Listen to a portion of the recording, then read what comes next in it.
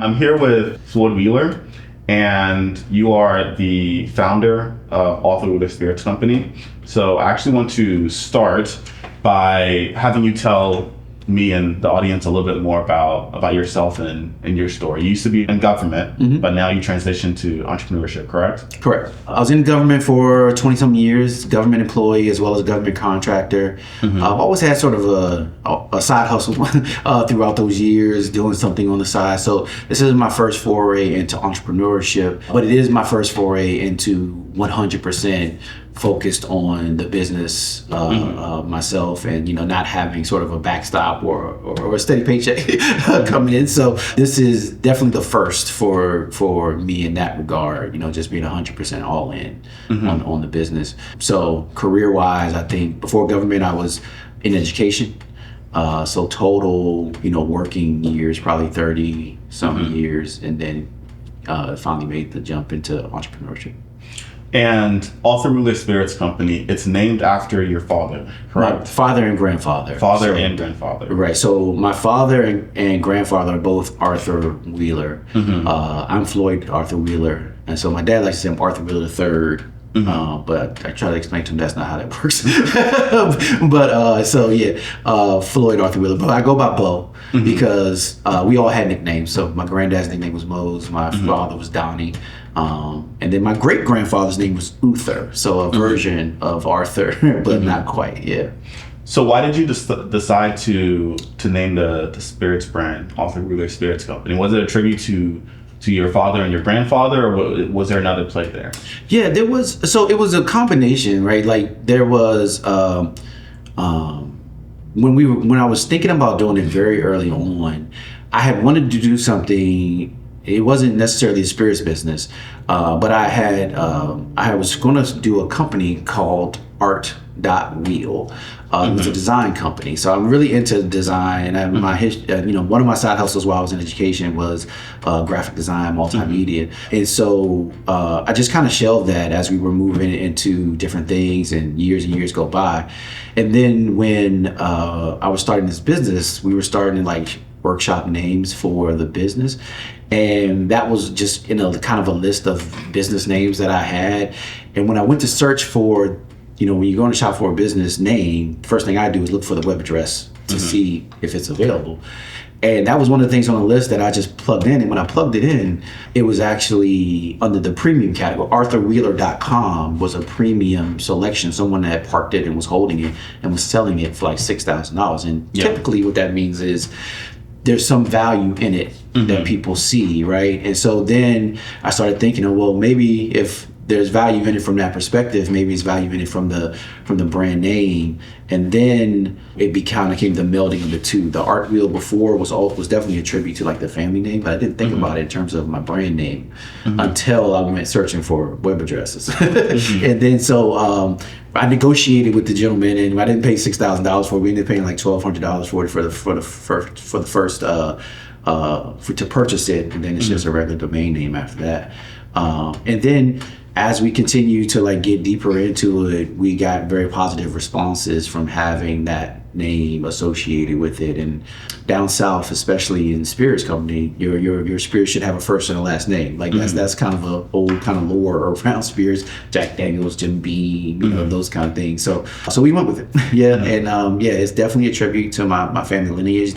None of them were in spirits or beverage production. They were definitely consumers, and it was that was also part of it too. One of our thoughts about having this business was sort of changing the relationship people have with alcohol as sort of a underlying approach, right? And so the relationship that both my grandfathers had, Arthur Wheeler and Joseph Hackerson, was a complicated one. And so we wanted to address that head on. I wanted to address that head on if we were starting a spirits business as well. Yeah. What do you mean by it was a complicated one? They consumed alcohol, in my estimation, and talking to my aunts and uncles and family, to kind of deal with the trauma of being a black man raised in the 1920s, 30s, and 40s. And so they use alcohol as a method to cope.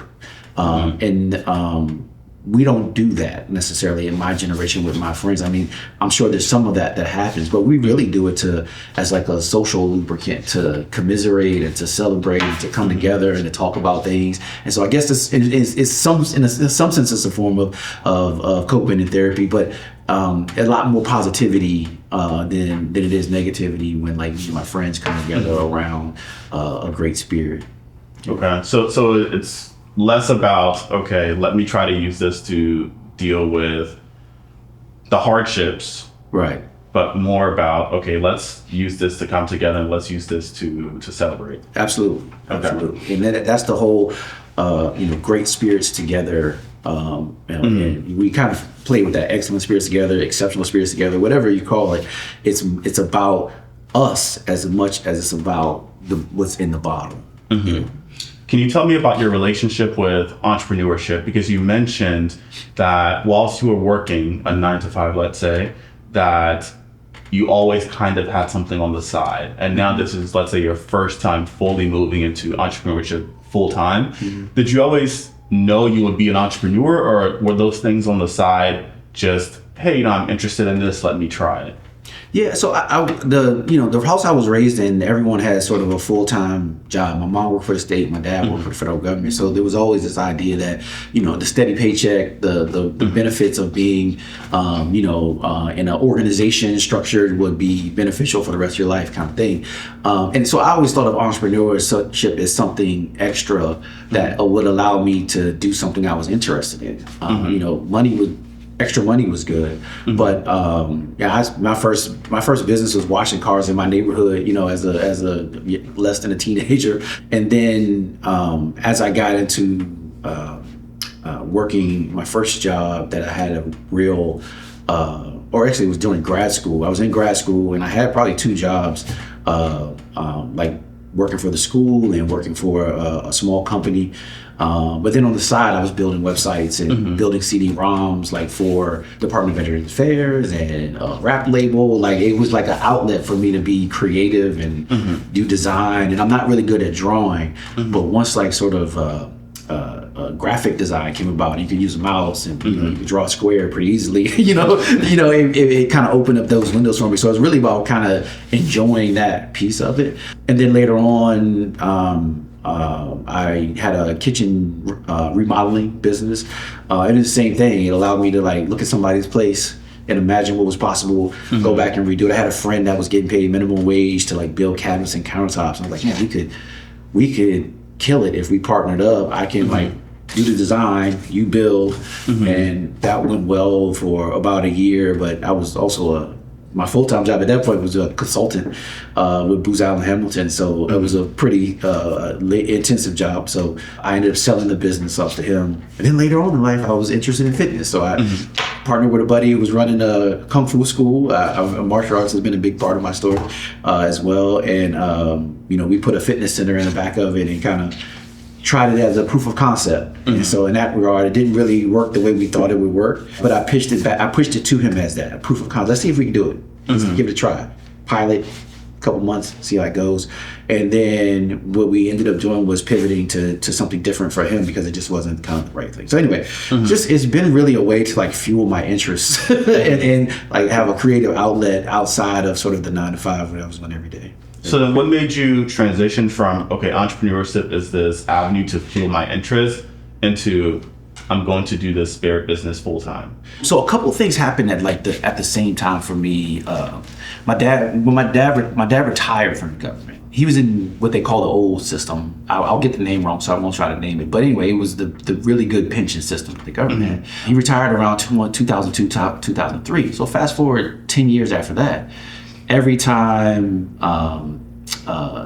his pension got a raise, to deal with inflation and the current economy, they would adjust something else. So they would adjust Social Security, or they would adjust insurance, or they would adjust something else. So 10 years after that, he's essentially bringing home the same money. So he's not getting any benefit from this retirement system that was supposed to grow with him even in his retirement. And so that was kind of a light bulb moment to me. Like I'm in government at this point, maybe 15 years, and I'm like, this doesn't seem, and we're not in the good system anymore. Mm-hmm. So I started thinking, I'm not sure that this is going to be able to sustain me, as we go, as I get older and I get into retirement. So that was like sort of the first light bulb around 2013, 14, that I need to do something that's going to actually make it be able to live the kind of lifestyle I want to live as I get older. So I think that was the turning point. And then I was always into spirits again, so side hustles and then like hobbies and interests.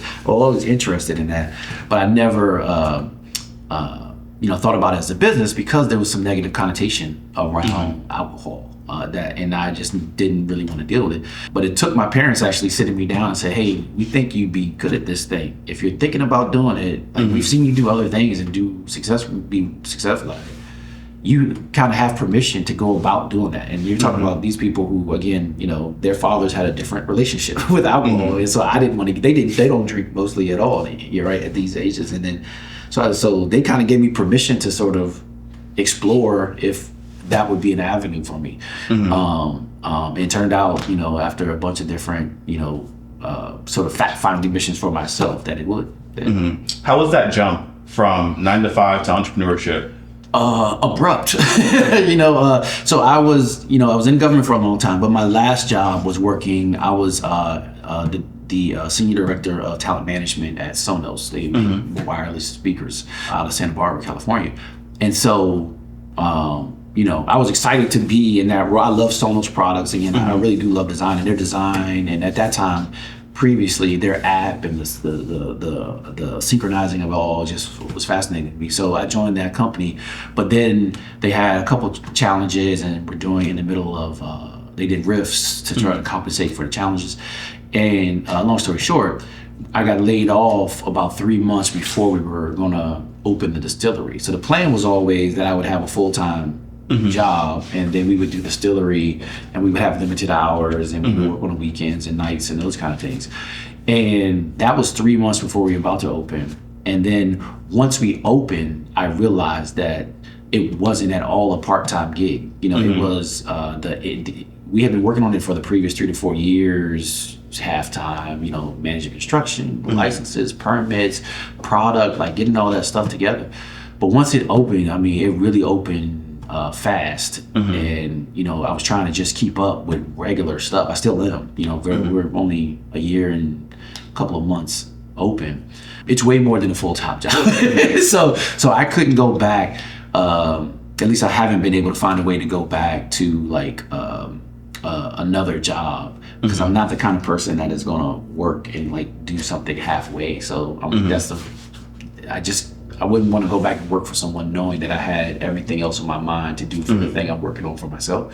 I couldn't be 100%, present for any other position, at least not right now. So it was abrupt, and then it was almost, one of those things that it worked out, because there would have been no way for me to continue giving, 100% of my day job and then trying to, run and launch the distillery, in spare time. Yeah. It also seems like you guys have really gained a lot of hype as a distillery in that area. And I think one of the reasons is that it's something different in that Southern Maryland area, but also it seems like there's like a community or strategy aspect to it. How were you guys able to build that? It was very intentional. So the idea of this started actually with the place, with having a place. So there was a point where my friends and I are of a certain age, let's call it, let's say mid-30s, early 30s, and we're looking around like there's nowhere in that area for us to really hang out the way we want to hang out, and listen to the kind of music we want to listen to, and still be able to have a conversation and have a good cocktail along with that. And so when we first started about doing it, the place was important because we wanted the community to have a place. We could have put a bottle on the shelf way easier and faster than trying to build a distillery in Upper Marlboro, Maryland. But it was that important to me and to my initial partners that we, have a place that people could go, they could come interact with us, interact with the spirits, most importantly, interact with each other. And I think that drive also came from my dad, which is, another reason why I attached his name to the brand, was he was always he always threw a good party and a good cookout, but he would always sort of be off to the side, kind of watching. And typically I would be there with him, kind of watching everyone have a good time and just sort of have people enjoying themselves. And so like that's to this day, that's still like my the thing that I get out of it the most, when we have events in the space, when we have toy drives, when we have right now we create space for local vendors to come and sell their wares without having to pay us, so they can just kind of pop up on site and sell whatever it is that they're interested in. Is like the most, I think, joyful part of it for me, outside of the actual spirits themselves. It's just watching people interact and kind of do their thing. Something else that I've noticed about the community aspect, and I've spoken with other entrepreneurs about this too, is that normally when I see, let's say an Asian entrepreneur, right? They have a huge community of other Asian entrepreneurs that are supporting them. Indian, same thing, huge community. But I've never encountered it in the African American community. But when I first met you, and then I saw, let's say, like your tribe, right? That was the first time I encountered something like that, right? Where it's a Black entrepreneur surrounded by other Black entrepreneurs who are supporting each other's businesses and coming out, spreading the word, etc. How were you able to build that community? Was it there before you started the business, or is this something that you kind of had to build? And if you did build it, was it intentional? It was 1,000% intentional. We set out with so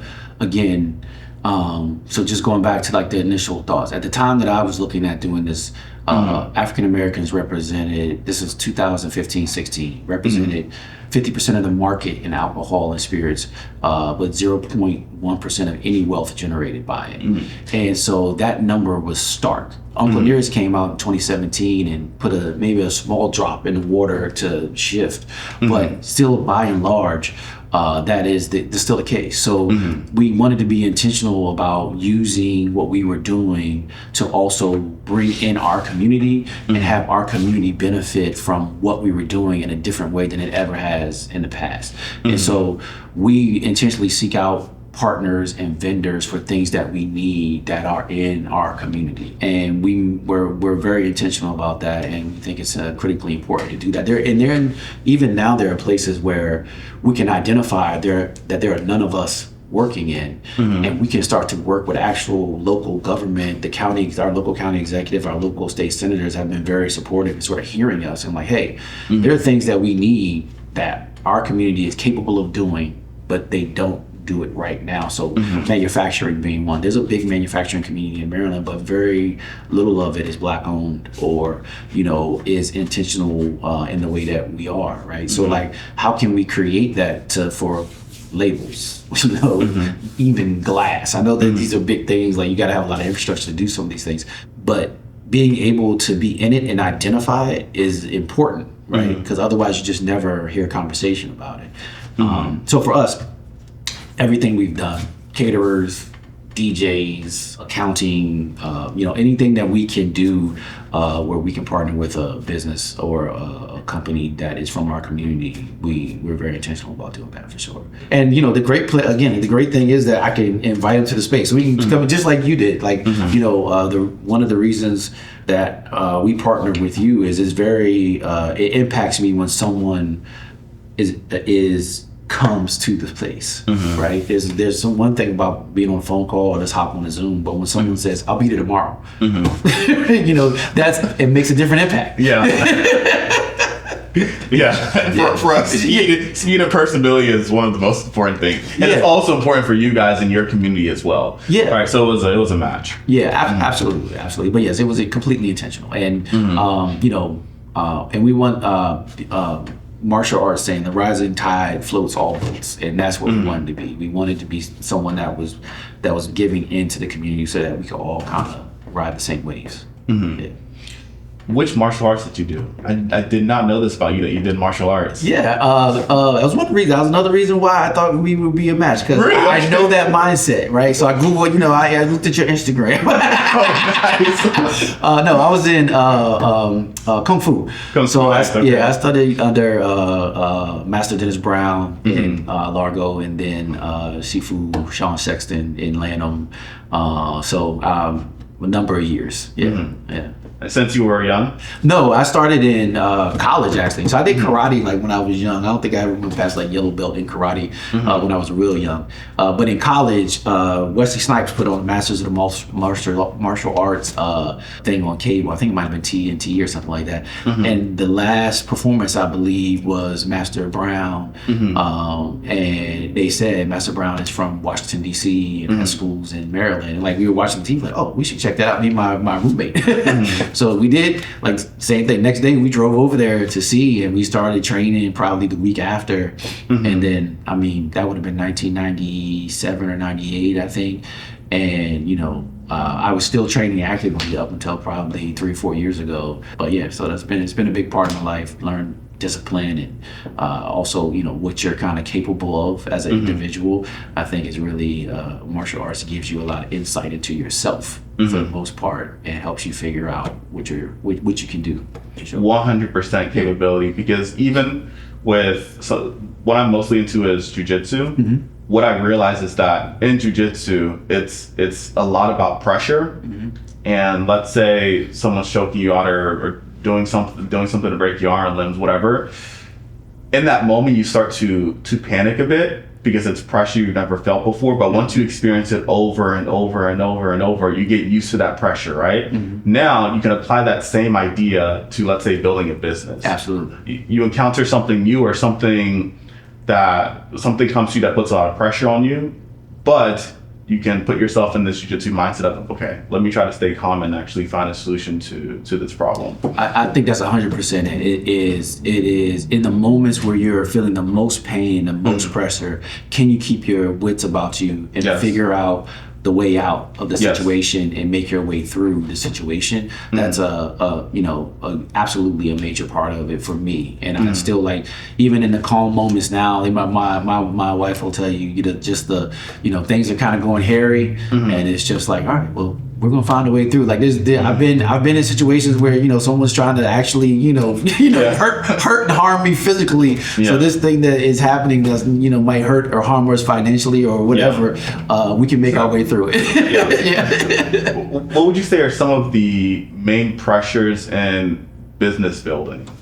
Man, the first and foremost is always the financial part of it, right? It's can we stay alive and open long enough to get to the next step? And that's where we are right now. So we're trying to figure out, our business has taken off. It's had a good bit of recognition, and folks are asking for it. So we're trying to figure out, how do we scale, right? But we're trying to we have to and we need to scale in order to make enough money to stay alive. But at the same time, the alcohol business is very capital intensive and time intensive. And so it's one of the very few businesses where you're going to be 3-4 years in and probably, a couple $100,000, if not $1 million in, before if you have a good product. It's not something you can rapid prototype and just, say, oh, is that good or is that bad? And move on from that. It's something you have to invest in the buildings, the permits, the equipment, the spirits, the grain, the people, all that stuff takes a lot of capital. So it's very, once you figure out that you do have something, in order to keep it going, you need to be able to scale it, because I need to be able to now buy a product at a lower price. Well, I can't do that unless I buy 100,000 whatever that thing is. You know what I mean? And right now I'm buying, 50 at a time. And so any good business person will tell you that, you make your money on the buy, not the sell, right? Yeah. So that, you get that markup, right? So we're figuring all that out right now. So that is clear and present. And then those pressures fall out onto everything else in your life, right? Because I've invested pretty much everything I've had into making this a success, which means we my wife Kim and I, we don't have a safety net to fall back on. So we're kind of living on the knife's edge, trying to make sure that we have can take care of our family at home, our responsibilities, with bills and stuff like that, but also still take the business where we know it needs to go. So that financial pressure ends up becoming personal, emotional pressure, because you're just trying to figure out, what your next steps are in life, along with the business, for sure. This is something I see on social media a lot now, especially individuals my age or younger. They think that when you start a business for freedom and money. But it's like, first 5 years, you're kind of doing the exact opposite. Right. You have no freedom. You're pretty much like a slave to all of your team members, or a slave to the business. And you have no money because you're investing all of your own money into the business. Absolutely. So it's not necessarily as glamorous as social media makes owning a business seem. Now, if it works out, it can be glamorous. But in the actual building stage, it's not very glamorous. Not at all. Especially when you're building. I mean, it is for all industries, but especially when you're building, like when you have a physical project. Like, software tech can kind of scale, and you can bring on people because you're not investing as much into a physical product up front. So that is definitely for us, compounded, but you're absolutely right. I think Ice Cube said it a lot about when he was talking about the basketball league, was like, you can't expect to make a quarter in the first 5 years. And so you also have to bring people along in that journey and hope they stick with you. So we started out with like friends as our investors, and some of them don't have that mindset. It's not quite resonating. They know we're not going to be living in a lap of luxury after the first year. It's going to take us a moment. At some point, if we stay on it, if we win and we tip the scales, then yes, all of those things that you see on social media will become maybe a reality. But it takes a lot of work and a lot of grind. And just like you said, you're a slave to the business. Your first couple of years. I think I just started drawing a very, very, very tiny paycheck like 2 months ago. So like nothing. But I'm also taking care of our employees. It is not for the faint of heart, and it's not easy by any stretch of the imagination, for sure. And how do you think, you mentioned team, right? Team building. How do you think through adding people onto your team? Like, what are some key things that you're looking for in hiring bartenders or salespeople? What are some key things you're looking for? That's a great question. My key is, if I can do it better than you, I don't want you on my team. I want you to be better at whatever it is I'm asking you to do than I am. And you probably know, you definitely know, when you first start out, you're doing everything yourself. Yes. So, unlike, maybe everyone else, you have skill sets in multiple areas, but there's a ceiling to that skill set. You know what I mean? Yeah. So like, I'm for the first, 4 years leading up to it, in the first year, I'm doing all the social media, all the web design, all the graphic design, and I have a little bit of knowledge to do that. But there's a place where I need people that are better than me in all these categories. The same way, even right now, I would say my talent was in selecting spirits and blending spirits that I cultivated. Like, that's where my focus has been. I still think I'm probably, I'm the best at that end of my business, right? But in terms of like even managing that warehouse area, we have a team member, Cyrus, who helps me manage the warehouse area. He's much more organized than I am. He's cleaner than I am. He's very motivated to be there, and I'm motivated too. But when you find someone that's better at parts of the business you are, and motivated to want to help, I think that's sort of the perfect avenue. So that goes for the bartenders too. I built the bar program out, but I'm not a bartender. So I want people in there that are much better at managing and interacting with the customers, that are better at making drinks, that are better at managing the space of a bar. And those are skills and talents, right? So that's what I look for when we're bringing on a team member. And initially, it's what I look for in any partner, right? So like even with Kim's more of an extrovert. I'm an introvert, but that's why one of the reasons why I thought she was a match for me is because she's really good at things that I'm not good at, and I always look for people like that because I think there's synergy there. We can, martial arts balance. There's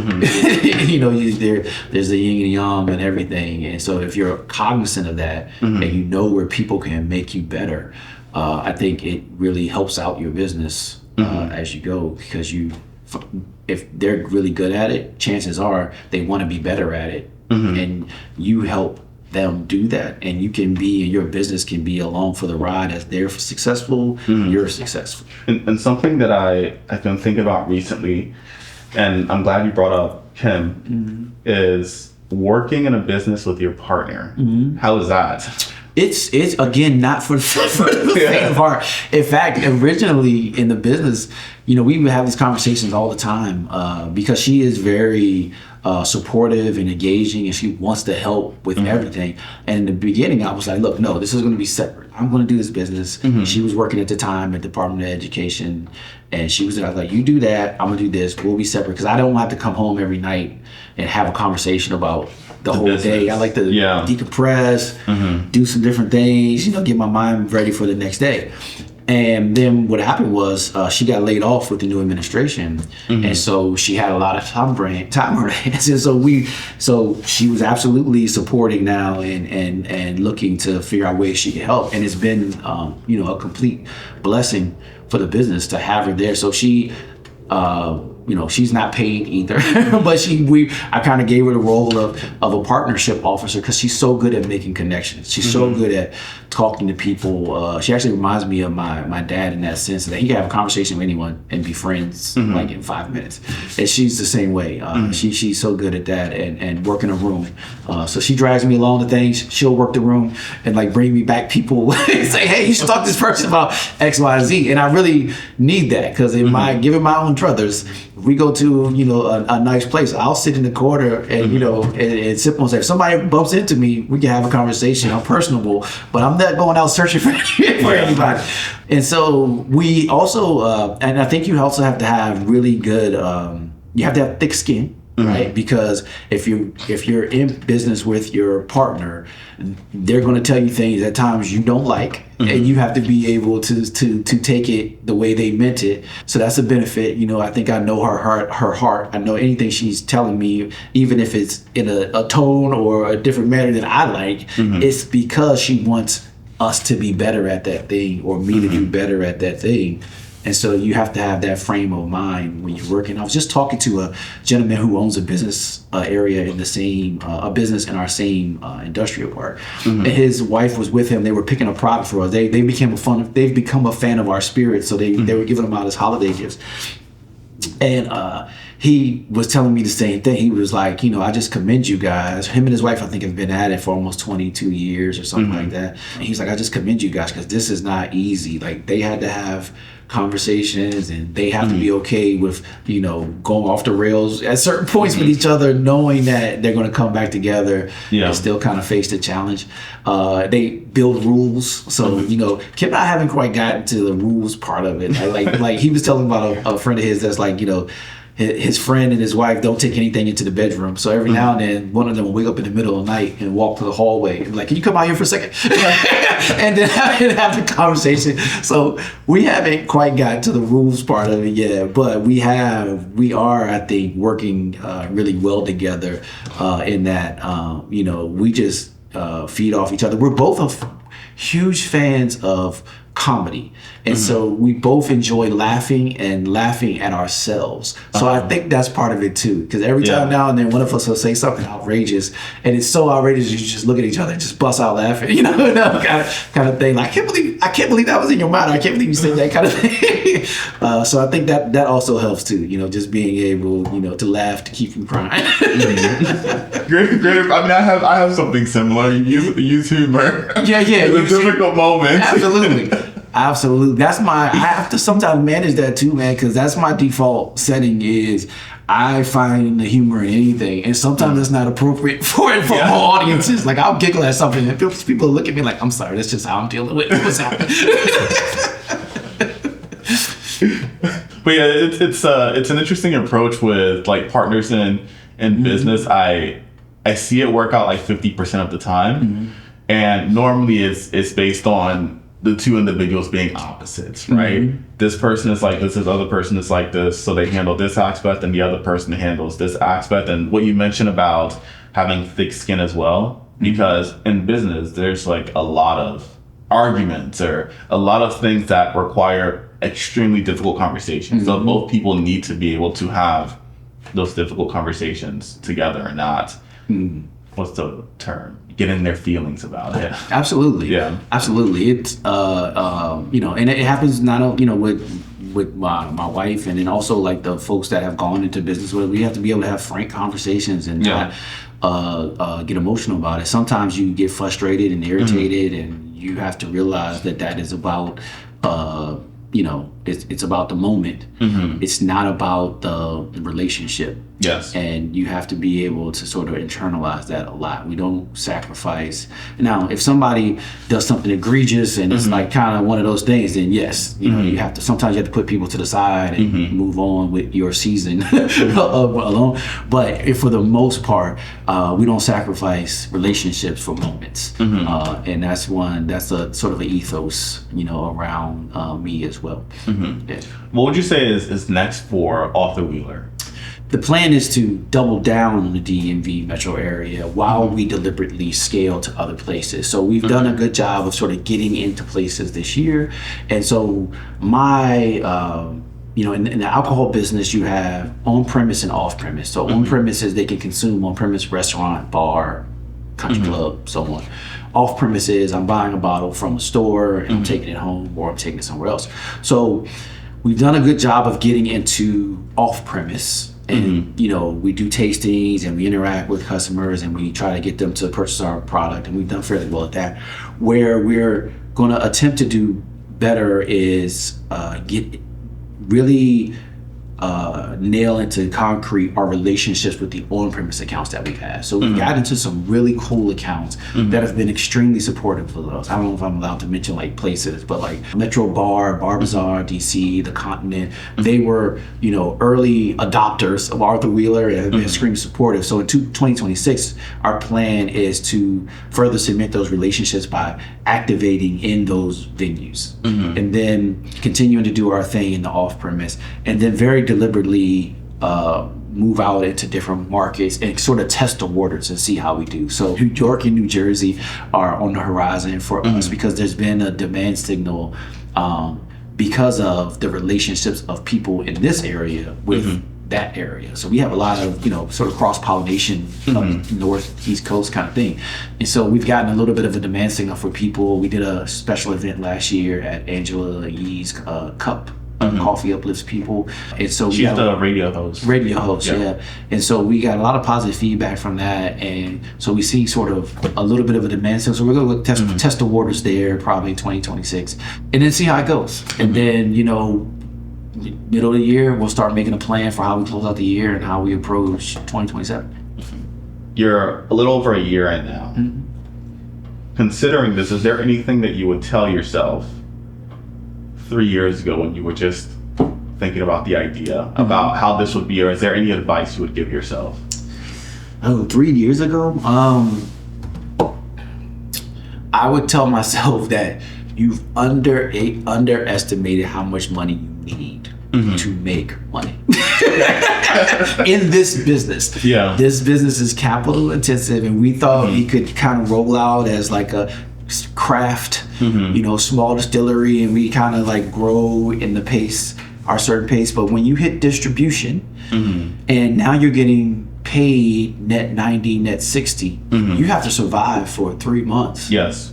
Waiting for that revenue to come back. And so the cash flow is a term that I was familiar with, but I didn't understand how critically important it was to understand that for the business. So I would tell myself probably two things. One, you've underestimated how much capital you need. Two, get really, really fluent in accounting and the management of the finances for the business and how that's going to work. Those would be my two pieces of advice. Would you do it?